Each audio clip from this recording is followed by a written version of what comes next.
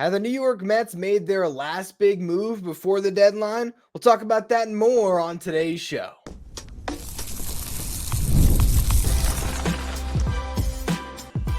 You are Locked On Mets, your daily New York Mets podcast. Part of the Locked On Podcast Network, your team every day. Hello to all you amazing Mets fans. You're watching Locked On Mets, part of the Locked On Podcast Network, your team every day. I'm your host, Ryan Finkelstein. If you want to find any of my work, follow me on X at Finkelstein Ryan. You can also find some of my writing at justbaseball.com, where I work as the managing editor. This episode is brought to you by Prize Picks, the easiest and most exciting way to play daily fantasy sports. Go to prizepicks.com/LockedOnMLB and use the code all in lowercase LockedOnMLB for a first deposit match up to $100. Well, the New York Mets bats got really quiet at the end of that Braves series, which just meant they were due for an absolute breakout, and we saw it on Monday. Huge performance by this team, 15 runs on 17 hits. And who did they beat up? Simeon Woods Richardson, which to me is a very full circle moment when it comes to this show. For those of you who aren't aware, I started this show back in 2019. It was my first season hosting Locked On Mets. And the biggest moment of that year that really started to get this show an audience was when Marcus Stroman was traded to the New York Mets. And Simeon Woods Richardson was the headlining prospect in that deal along with Anthony Kay. And that was the trade that I got, a little bit of a following, and some people held on from there. I'd be curious if you are watching on YouTube or if you're listening. Let me know in a message on Twitter. Let me know in the comments if that's when you started to listen. But it was sort of interesting for me to be right up against another deadline here. I guess this is my sixth one covering the New York Mets on this show. And to see the Mets just destroying Simeon Wood Richardson, kind of a funny full circle moment. But you really saw the potential of this lineup. And again, we've seen it all year. But Jesse Winker being the bat that now is going to back up Pete Alonso, give you some insurance. The lineup flows very well, and we saw it all come together in that fourth inning. Pete Alonso leads things off with a home run to tie the game, his 22nd of the year.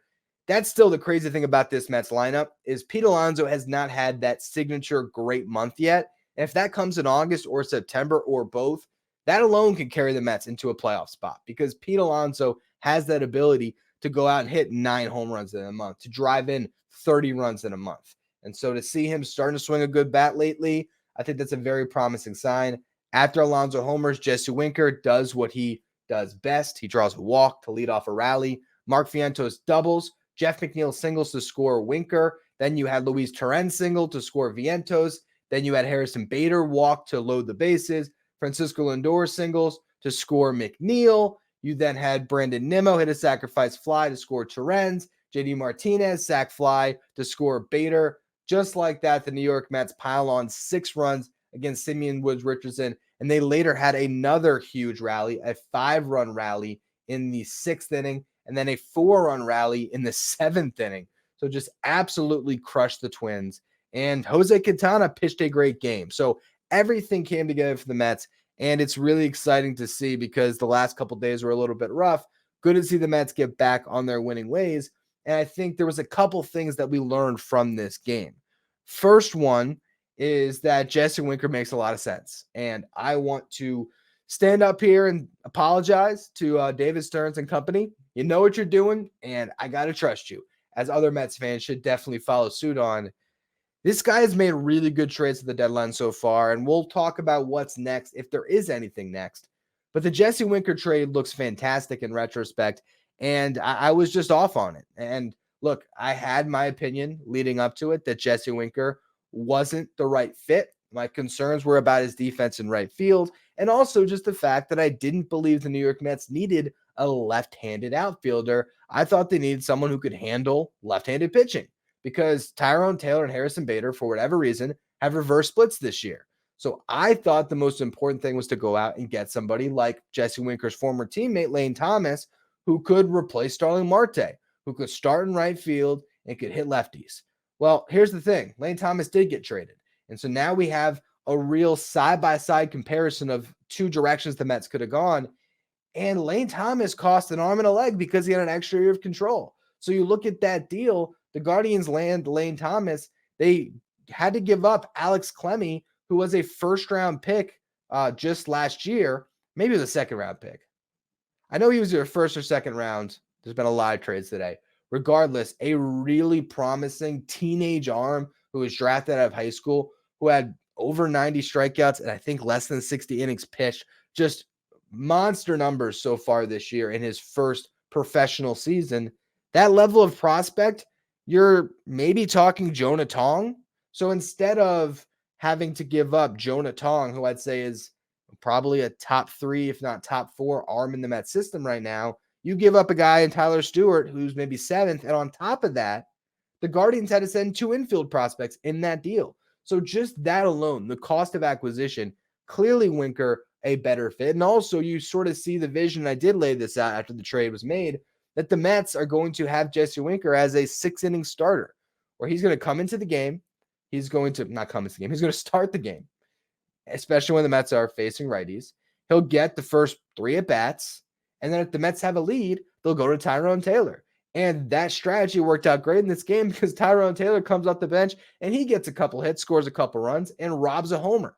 So you're starting to see how this outfield mix is going to come together. And having Jeff McNeil as a new man, because he has just been great. Another huge game, 2 for 4, scored a couple of runs, drove in 3. To have McNeil now able to play right for you, play left, of course, still play some second base. If Iglesias cools off, all right, well, Jeff McNeil can be your starting second baseman, started there today. Jesse Winker can start in right. Yes, I have my questions about his outfield defense, but you know what? He's going to catch a fly ball just as well as DJ Stewart has. And Starling Marte hasn't been great out there either. So I think as much as I was concerned about that, my concerns were overblown. Again, apologies to David Stearns. I think that trade, in retrospect, is a brilliant one because the cost of acquiring guys is so steep right now.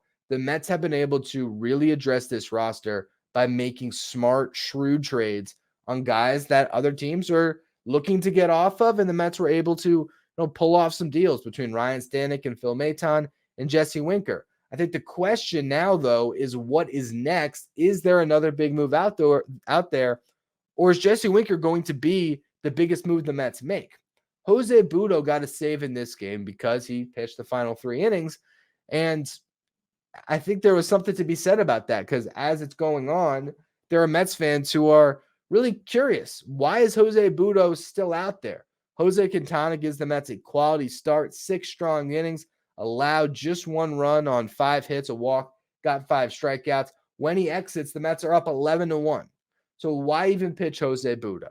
Well, Budo was on 3 days rest. He was ready to go. And there's a chance that Budo was making his last appearance out of the Mets bullpen. Got up to 44 pitches. Could we see him make a start over the weekend potentially? I think that's in the cards. And when you see the Mets have him go out there and pitch those 3 innings, I think that was the plan the whole time. They were going to piggyback Quintana and Budo here. And look, if it was a 4-3 game, Jose Budo might have been very necessary in that spot, and we wouldn't have quite seen how blatant it was. But because the Mets had blown out the Twins, it is pretty obvious here that Budo could be going back to the rotation. The Mets are absolutely keeping that card in their deck. The question now is, what will materialize at the deadline?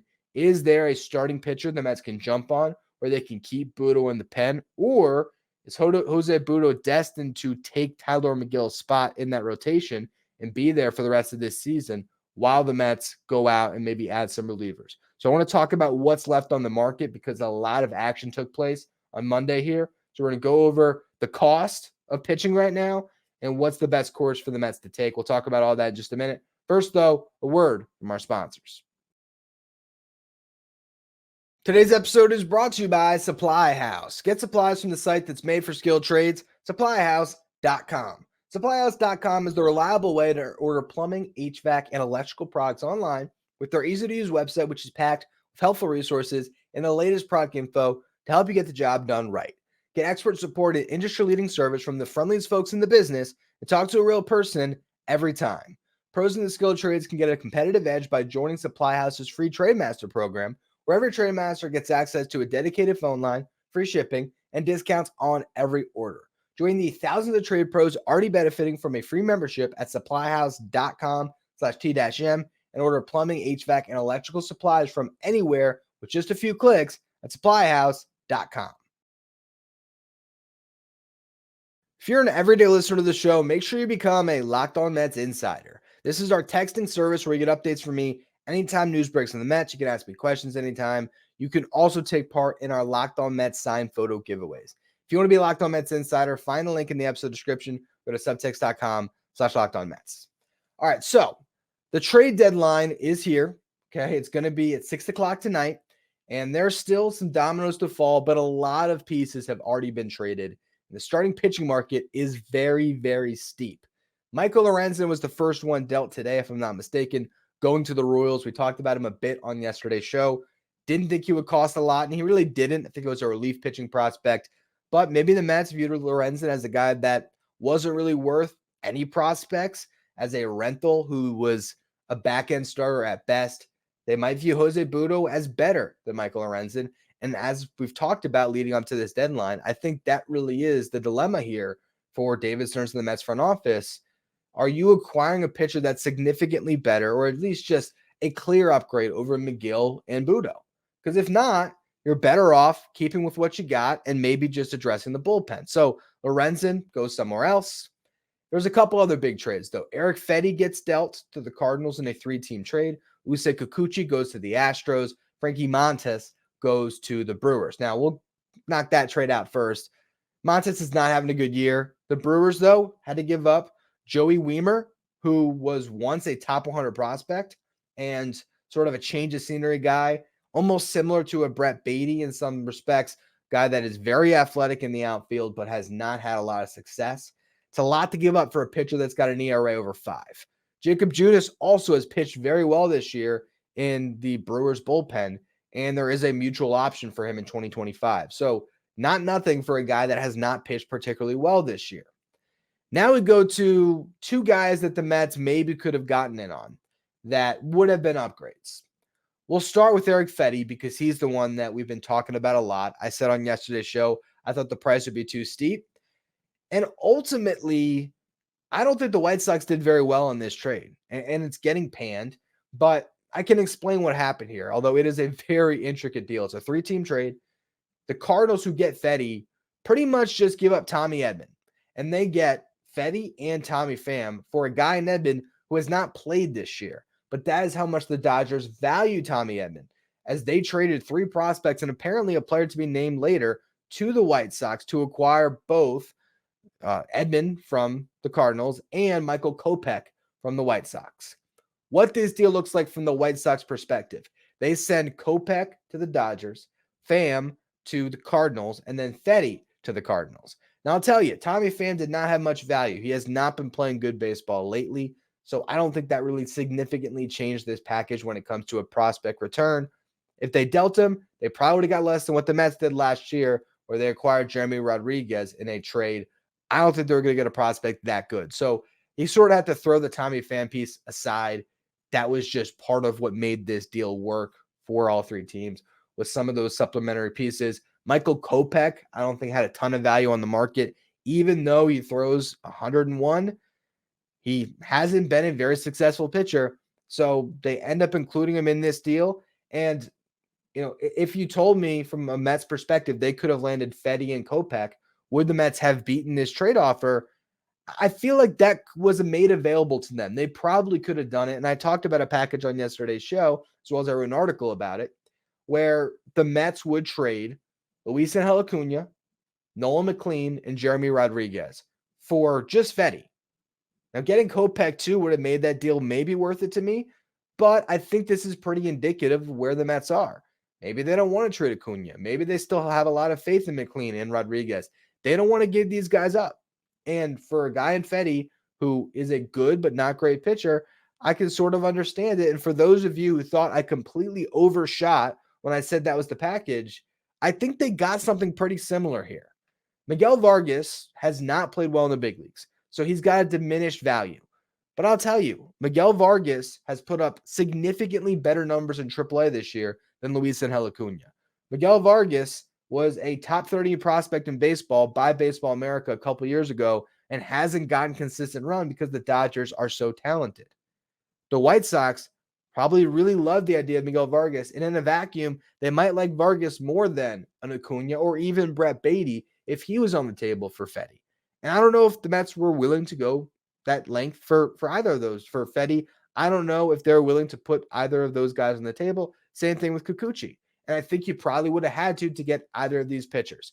Now, the rest of the deal is a couple lower level prospects, but guys that have a lot of upside and are, in that teenage range. So, for example, to the package I talked about, Jeremy Rodriguez is very similar to the level of prospects that the White Sox got as the second and third pieces of this deal. Nolan McLean, I put him in there because I knew the White Sox wanted bats, and the Mets don't have a lot of bats to trade right now. Jacob Reamer has been hurt this year. He would have been a piece that could have been dealt this season. You obviously have Drew Gilbert and Jet Williams, although I don't think the Mets would have wanted to trade them, but those guys have been hurt. Alex Ramirez has had a bad year. Kevin Parada has had a bad year. Even Acuna, in some respects, even though you might look at some of the numbers and say, oh, he's doing well, he has not set the world on fire in AAA. It hasn't been a year where he has improved his value. Luis Angel Acuna was more valuable last year at the deadline when the Mets traded for him than he is right now. So I say all of that to, put everything in context for this trade market. It's going to be really hard to land a starting pitcher or even to get Tanner Scott, because Carlos Estevez netted the Angels 2 really good pitching prospects. Are the Mets going to put 2 really good pitching prospects on the table for Tanner Scott, or since it's the Marlins, 2 really good position players? Because if there's enough of a market with the Orioles potentially being involved, the Yankees, name what other contender, if the Phillies get in, who knows? Who knows who else will be in on Tanner Scott? That cost is going to be fairly significant. So you look at what's out there, and I just don't know if the Mets have the stomach to meet the price to get an upgrade. You look at the Astros deal for Kikuchi, and that's even worse. Joey Loperfido was a top 100 prospect, I believe, going into this season by us at Just Baseball, I think for sure. A guy that there was a lot of excitement about when he came up and joined the big league club this year. Now, he hasn't had a ton of success, but it's been a limited sample. There's still a very bright future ahead for Loperfido, and the Blue Jays get him for a rental pitcher who had a 4.75 ERA and has pitched worse lately than he did earlier in the season when he got off to a great start. Now, I'm sure the Astros view Kikuchi. They see the strikeouts. They think they can get more out of him, and they desperately needed pitching, and they probably view Kikuchi as a guy that is probably going to cost maybe less than the ask for Jack Flaherty, but someone who could start a playoff game for them if their rotation doesn't get healthy and they need someone to help them get there and then to perform once they're in October. For them, it was worth it to trade Loperfido, as well as infield prospect Will Wagner, who is Billy Wagner's son, and a pitcher, Jake Bloss. And from those in the prospect community, they like those 2 prospects as well. So a lot to give up for Kikuchi. The Mets aren't going to trade 3 prospects for a rental. So when it comes to the starting pitching market, what is there left for the Mets to go after? There's the Blake Snell pipe dream. There's the 2 guys I talked about on yesterday's show, which I still think are on the cards if the price comes down enough and the Rays and the Rockies are motivated to get something of value for those guys. And the 2 I'm talking about, Zach Littell and Cal Quantrill. I think those are starting pitchers who have that extra year of control where the Mets might say, you know what, we'll put something on the table. But are they going to put Luis Angel Acuna on the table for either of those guys? If that's the ask, I don't know what the Mets do it. Are they going to put Nolan McLean on the table? Are they going to put a Jeremy Rodriguez? What are they willing to trade? Because you got to trade something still significant enough that the Rockies are going to look at a pitcher who's thriving in Coors and say, yeah, we'll send Cal Quantrill out. Or for the Rays to just say, all right, there's some value coming back that's good enough for us to trade Littell. I think Littell is the most likely option if the Mets are going to get a starter, but I don't know if they're going to ultimately pay that price because they might look at Littell or even Cal Quantrill and say, you know what, Jose Budo is better than these guys. And we're going to stick Budo right back in that rotation. And we're going to roll with that. And we trust that the way that we have built this bullpen, the pieces that are coming back with Sean Reed-Foley, Reed Garrett, and hopefully Daniel Nunez, as well as the potential to, plug in a Brandon Sproat if they really want to. Maybe you pitch Tyler McGill out of the bullpen and he plays up a little bit. That's still an option to them. Maybe Matt Gage is the real deal, who just came up to replace Jake Diekman, who was finally DFA'd. But the Mets, I think, might look at this trade deadline and the prices that are out there, and they might just say, you know what? We're good. We're good. We don't want to overpay to help a team that doesn't need the help. And you're going to have to sell that to the clubhouse because they want to see more moves. Yeah, Luis Severino talking about Blake Snell. The Mets in that clubhouse, they believe they have a chance to win it all this year. And they want to see the front office put some of the cards in. The people who are the most apt to want prospects traded, the guys who are the furthest from prospect huggers, are the major league players that are already in the big leagues trying to win right now. Send those guys out, get us help. But if the cost is too much, you could see David Stearns addressing the media and saying, you know what? We looked at the market, we weighed everything, and ultimately we had to make the right decisions for this franchise in the long term and the short term. We did everything we could to improve this roster. We feel great about getting Ryan Stanek and reliever X, whoever that is, and we'll talk about that a little more in the next segment. We feel great about adding Phil Maton and some of the pitching we're going to get back. We haven't had Kodai Senga all year. We didn't want to overreact to that injury. And Jesse Winker was a big addition for us in that lineup to really improve what is our biggest strength right now, which is our starting lineup. You can envision that. And I don't know if he'd be wrong in saying any of it. So that's where we want to close the show today. I'm going to talk about what's left. Are the Mets done adding? Is there no more moves to come, or is it just some small end moves? We'll go through that in just a minute. First, though, another word from our sponsors. Today's episode is brought to you by Prize Picks. Prize Picks is the most exciting and easiest way to play daily fantasy sports. Unlike other apps, on Prize Picks, it's just you against the numbers. All you do is pick more or less on 2 to 6 player stat projections. You watch the winnings roll in. Get on the daily action with your friends and become part of the Prize Picks community today. You can now win up to 100 times your money on Prize Picks with as little as 4 correct picks. So you can turn $10 into $1,000. If you're looking for promotions, Prize Picks has got you covered every week, from lowering select player stat projections on Tuesdays, that's today, which will help your lineup hit, or getting your entry fees back if you have a losing lineup on Fridays. Download the Prize Picks app today and use the code LOCKEDONMLB for a first deposit match up to $100. That's code LOCKEDONMLB on Prize Picks for a first deposit match up to $100. Pick more, pick less. It's that easy with Prize Picks. If you want to stay up to date with all the latest in the world of sports, check out Locked On Sports Today, streaming 24/7 on YouTube. All right, so what are the Mets going to do ahead of this trade deadline? I want to talk about the Giants first and foremost, because Blake Snell is the most interesting candidate that's left. We've been talking about this for days. If the Mets are going to make a big swing, Blake Snell might be the piece that fits. And the reason why I think it still does make some sense is because that would be the trade acquisition that you make that is all in. That's the guy that comes to your team and gives you a chance to not only hopefully run away with a wild card spot, because Blake Snell is a great second half pitcher. He just had his best start of the season where he struck out 15, which was a career high. He looks like prime Blake Snell, the guy that won the Cy Young last year, pitching to a 1.20 ERA over 23 starts. So you get that guy in your rotation. Now you have a legitimate ace when you get to October, where you have Snell and then Severino as your number 2, Minaya, Quintana, maybe your 3-4, guys like Budo, Peterson slide into the bullpen potentially. That helps you out.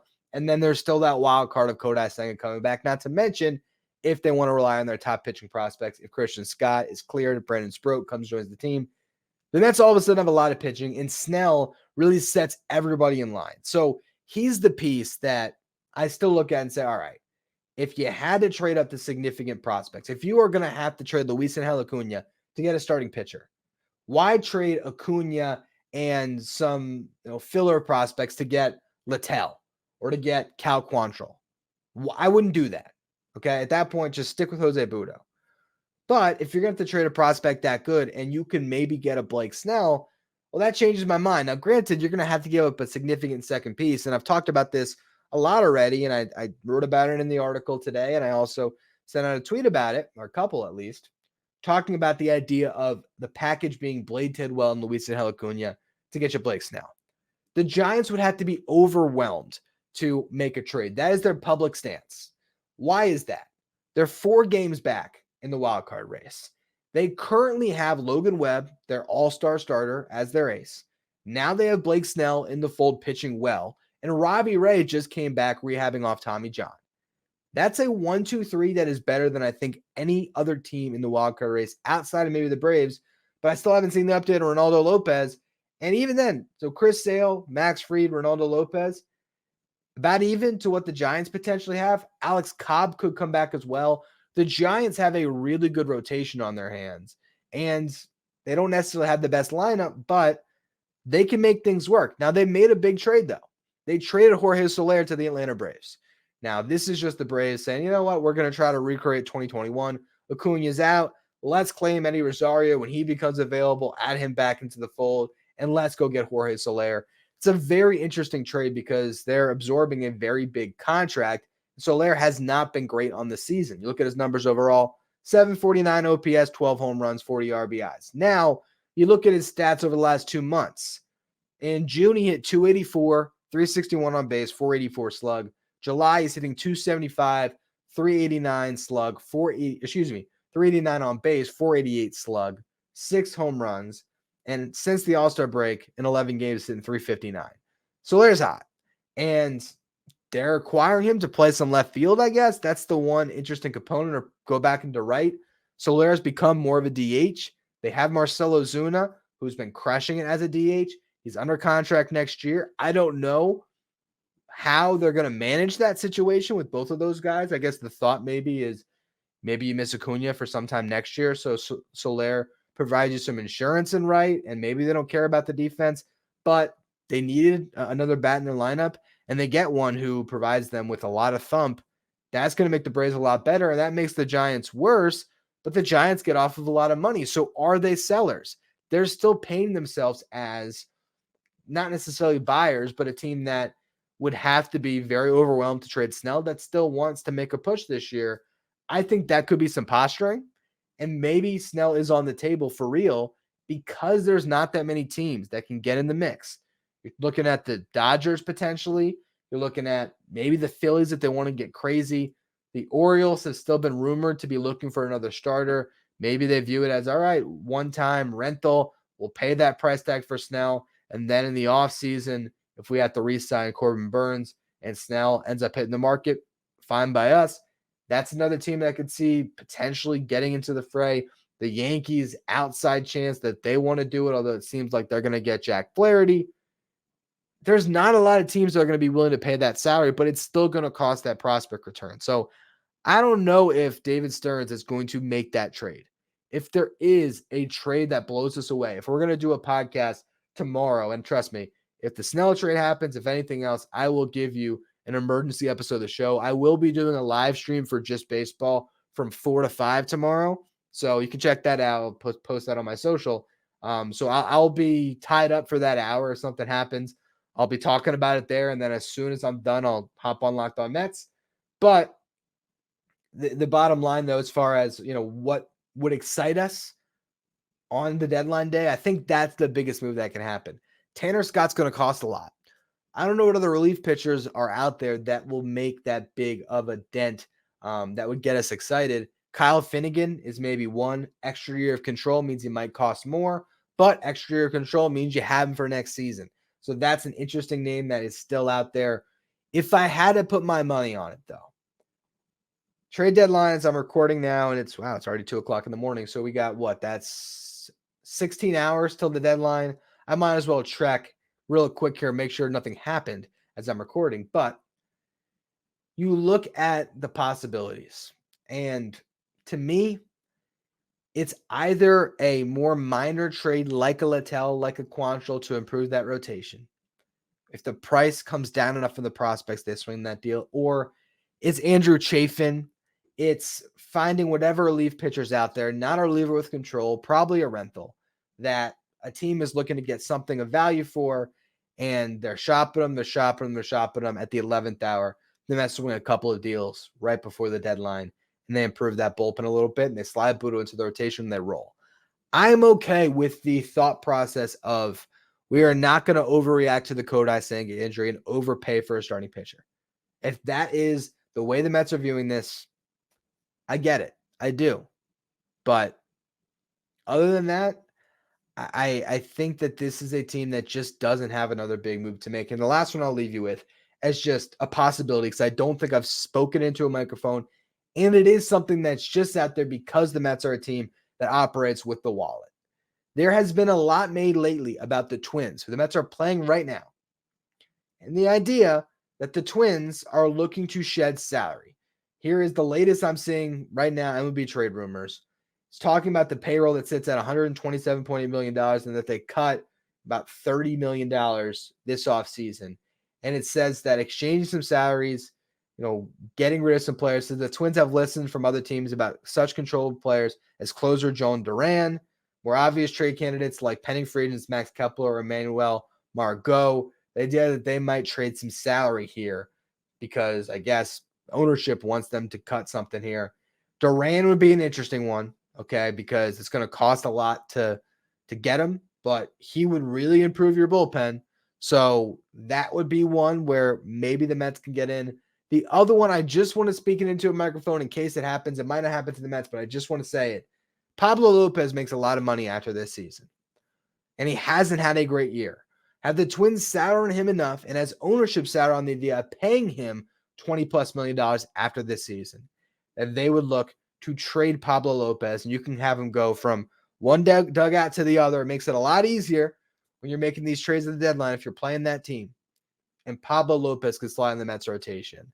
That would be something that would be very intriguing because the underlying numbers are still good on Pablo Lopez. He pitched like an ace last year, and he would slide right up to the top of your rotation, even with his struggles this season, and be a guy you could count on down the stretch. If there's an out-of-left field blockbuster, to me, it's Pablo Lopez. I don't know why the Twins would do it. I don't know why they're trying to shed salary. Some of these owners are ridiculous. You have a good team. You can win this year. Currently, at this present moment, Byron Buxton and Royce Lewis are healthy together. That is like an eclipse. Take advantage of it. But I just wanted to say, don't be shocked or stunned if Lopez ends up getting moved because they're crying poor right now. Anyway, that's going to be all for today's edition of Locked On Mets. Hopefully there's another edition today as the Mets might make a big trade and I'll hop on an emergency podcast. I appreciate all of you for tuning into the show today. Make sure you follow, rate, and review wherever you get your podcast. Big shout out to the audience. I saw today the Locked On Mets is currently a top 10 baseball podcast. Typically, we hover somewhere in the top 20. So to see it in top 10 today, really cool. Thank you all for tuning in throughout this trade deadline. If you're watching on YouTube, please hit that subscribe button. Goal is to get to 10,000 subs by the end of the season. I appreciate all of you who continue to subscribe. If you want to be Locked On Mets Insider, find the link in the episode description. If you want to follow me on social, you can do so at Finkelstein Ryan. Follow the show at Locked On Mets. Thank you for making Locked On Mets your first listen or your first watch every day. After your second watch, head over to YouTube and check out the first ever 24/7 streaming channel that covers everything in the world of sports. Talking about Locked On Sports today with our local experts from each team and our league-wide experts from each league. You find Locked On Sports today streaming 24/7 on YouTube and Amazon Fire TV.